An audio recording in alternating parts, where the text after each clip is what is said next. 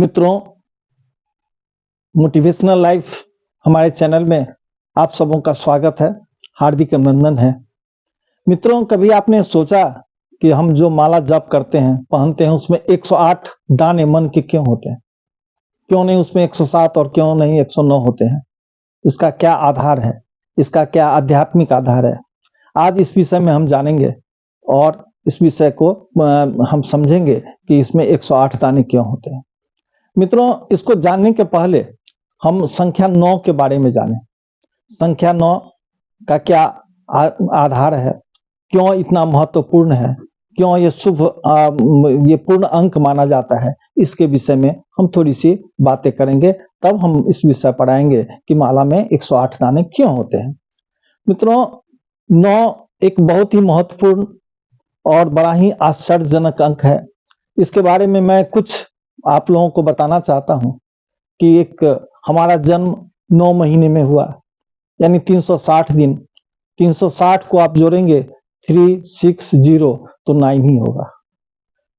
दुर्गा जी की पूजा 9 रूपों में की जाती है। ग्रहों में हमें नवग्रह ही होते हैं। गीता में 18 अध्याय हैं, 1 8 को जोड़ेंगे तो वो भी 9 ही होगा।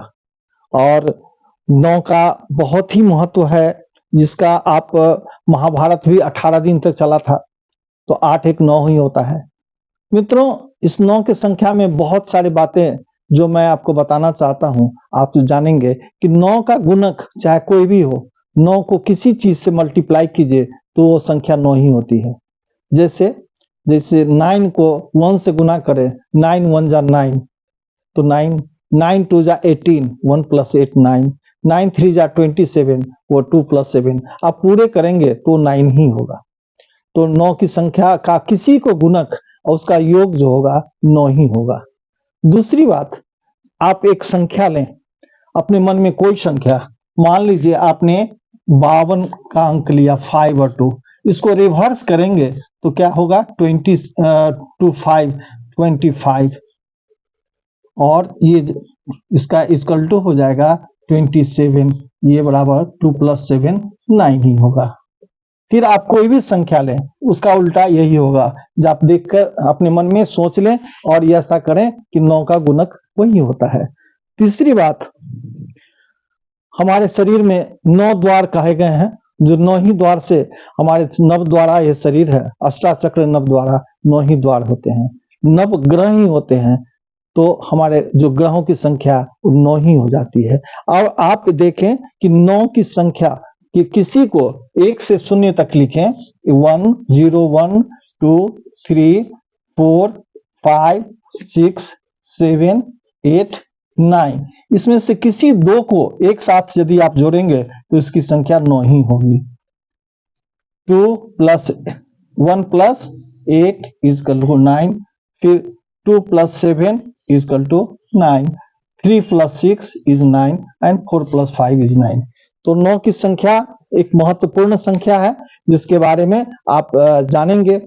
और तीसरा, सबसे बड़ी 9 का यदि आपको टेबल किसी को बताना है तो उसे याद करने की जरूरत नहीं है। आप हाथों को 10 अंगुलियों को लीजिए, जैसे 9 1 जा 9, 9 2 जा, तो दूसरी अंगुली को आप बंद कर दीजिए और आप देखेंगे तो कितने हो जाएंगे एक तरफ से?